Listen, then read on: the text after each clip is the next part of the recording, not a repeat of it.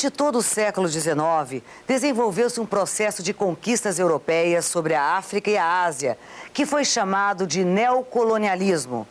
Quase todo o continente africano foi dominado pelas potências europeias. O neocolonialismo foi a principal expressão do imperialismo a partir da Segunda Revolução Industrial. O domínio das potências europeias não foi apenas econômico, mas também militar, político e social.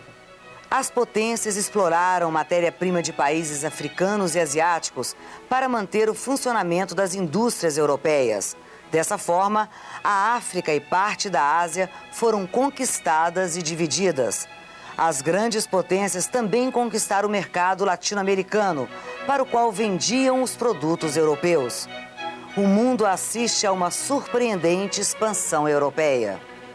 Para as nações recém-unificadas, nesse caso a Itália e a Alemanha, a obtenção de territórios na África e na Ásia significaria prestígio e autorreconhecimento. Para a França, as conquistas coloniais foram um meio de readquirir respeito. Já para a Inglaterra, as colônias garantiam a hegemonia do Império Britânico no mundo.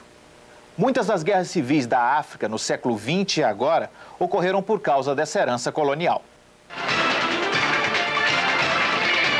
Na segunda metade do século XIX, surgem também dois atores importantes no jogo político internacional: Estados Unidos e Japão.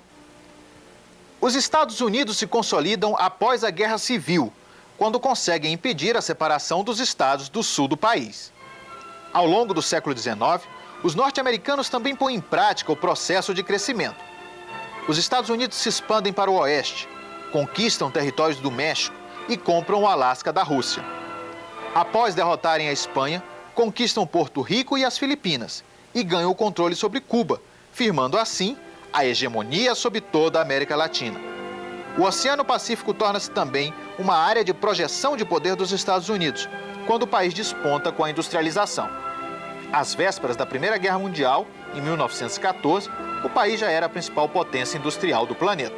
O Japão é outro exemplo de rápido crescimento econômico. Até o ano de 1854, os japoneses mantiveram os portos fechados para outros países. Foi quando uma esquadra americana forçou o Japão a se abrir para o comércio exterior. Decidido a preservar a independência do país, um grupo de samurais tomou o governo. A restauração Meiji, como ficou conhecida, devolveu o poder ao imperador.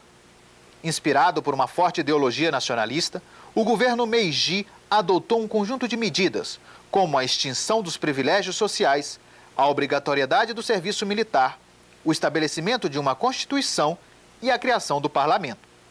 A economia japonesa também foi rapidamente modernizada. Os japoneses adquiriram tecnologia europeia, construíram fábricas, ferrovias, portos, estradas e redes de telégrafo. Em menos de 20 anos, em 1905, o Japão já era uma grande potência. Foi o primeiro país do Oriente a derrotar uma potência europeia, nesse caso a Rússia, em uma guerra moderna. Depois da vitória sobre a Rússia, consolidou-se essa influência na Ásia e começou a caminhar esse caminho, né, para ter influência na Península Coreana e nordeste da China, que é chamado Manchúria. Essa experiência nessa época, né, serviu em alguma forma, né, para tornar possível no Japão ser uma das potências econômicas de hoje. Vamos reforçar o que vimos no programa de hoje? Pois bem, depois de tantas guerras e revoluções, que países saíram mais fortalecidos? Que países perderam mais e que até hoje sofrem os reflexos dos conflitos? É o que nos conta agora o historiador e consultor do Senado Federal, Dário Alberto de Andrade Filho. Por tudo que a gente viu nesse programa, talvez a gente pudesse dizer que a Revolução Francesa foi um dos acontecimentos, talvez o acontecimento mais importante para a Europa e também para o mundo, na história da humanidade. Certamente é um dos 4 ou 5 momentos mais importantes da história da Europa. A Revolução Francesa significa um momento de ruptura radical com o passado. O antigo regime, ele tinha chegado num momento de esgotamento, ele não tinha mais capacidade de continuar.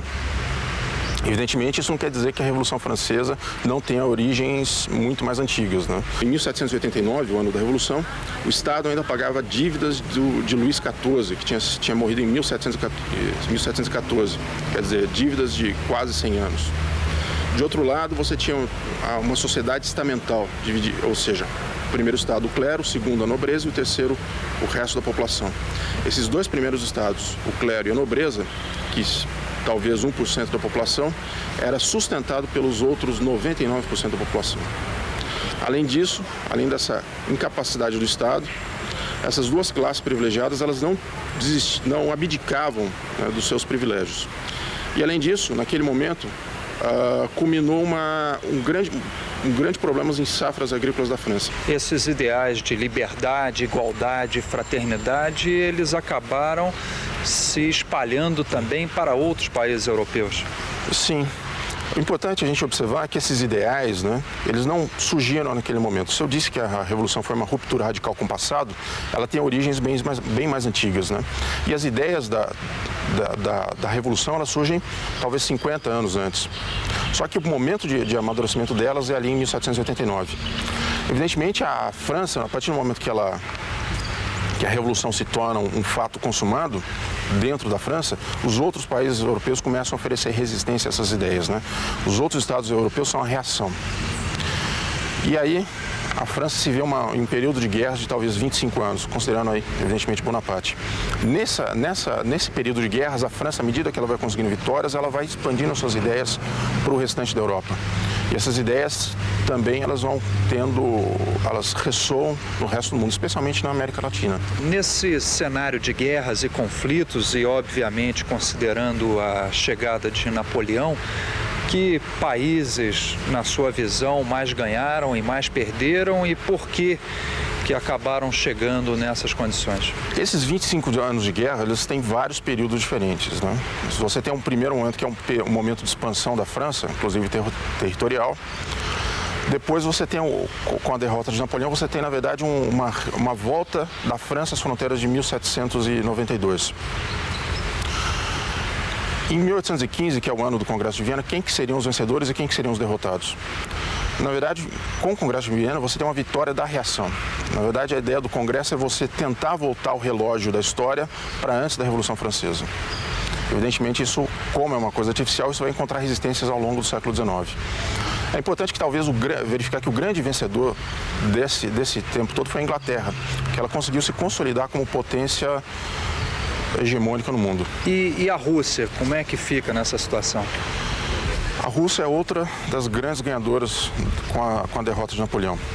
Em 1812, Napoleão tem a sua campanha mal sucedida na Rússia. Como resultado, ele perde maior parte de seu exército e a Rússia se torna um jogador importante nesses momentos finais de Napoleão. Com a derrota final de Napoleão em Waterloo, a Rússia se torna um jogador, né, uma potência hegemônica no continente, uma das potências hegemônicas no continente. Você mencionou o Congresso de Viena, a gente poderia dizer que, de certa maneira, ele foi elitista? Bem, o que o Congresso de Viena foi uma tentativa, foi uma vitória da reação. As potências vencedoras, Inglaterra, Rússia, Prússia, Áustria, os quatro grandes vencedores, eles tentaram fazer o relógio voltar para antes da Revolução Francesa. Por que isso? Porque, exceto pela Inglaterra, todos os outros países eram monarquias absolutas. Nesse sentido, então, o século XIX é, sobretudo, o século da Inglaterra. Sim. A Inglaterra, nesse momento, ela já tinha feito a sua revolução de modernidade, né? Como eu disse, se a Revolução Francesa foi a ruptura radical, né? Foi o momento em que a França mudou do antigo regime para a modernidade, a Inglaterra já tinha feito isso há 100 anos, né? E a Inglaterra, nesse momento, já era uma potência hegemônica no sentido de dominar os mares e também atravessava era a primeira na Revolução Industrial. Agora, a Revolução Industrial ela foi feita à custa de um preço bastante alto para os operários, né, os trabalhadores. Sim. Em primeiro lugar, vamos pegar o caso da Inglaterra. Você tem uma transferência da população do campo para a cidade. Isso se deu na medida em que as pessoas foram perdendo suas áreas de cultivo, suas áreas de criação no campo. Na medida em que elas foram para as cidades, elas tinham que enfrentar as piores condições possíveis. Em primeiro lugar, as jornadas de trabalho eram muito longas, algumas vezes 16, 17 horas. Você tinha crianças trabalhando, você às vezes não tinha descanso semanal, o operário basicamente não tinha nenhum direito. Em função dessas condições de trabalho subhumanas que você citou, também houve um fortalecimento de ideais socialistas e comunistas. Sim. Na verdade, o século XIX ele é um século de revoluções. Pelo menos até 1870, por volta de 1870, você tem muitas revoluções sociais, ou pelo menos diversas lutas sociais. E essas lutas se dão em grande parte pelas péssimas condições de trabalho e pelas péssimas condições de vida de um segmento da população. Nesse momento, os ideais socialistas de uma criação de uma sociedade mais justa, mais igualitária, eventualmente sem classes, é um ideal compartilhado por muitas pessoas na Europa. Quais são as diferenças ou marcos que você ressaltaria para diferenciar o período colonialista do neocolonialista? O colonialismo ele encerra, ou pelo menos o colonialismo iniciado no século XVI, ele se encerra com a independência dos países latino-americanos, ou pelo menos da maior parte dos países latino-americanos. O neocolonialismo já é um movimento do final do século XIX, em que os países europeus, em busca de prestígio, em busca de regiões que tenham matérias-primas abundantes, tenham recursos naturais abundantes, eles colonizam em grande escala e dividem a África, e partes da Ásia. Muito obrigado pela entrevista. É com você, Ana Lu. Obrigada, Floriano. No próximo programa vamos falar do século XX. Vamos saber como foi o fim da paz na Europa e como este continente perdeu o domínio sobre o mundo. Esperamos você. Até lá!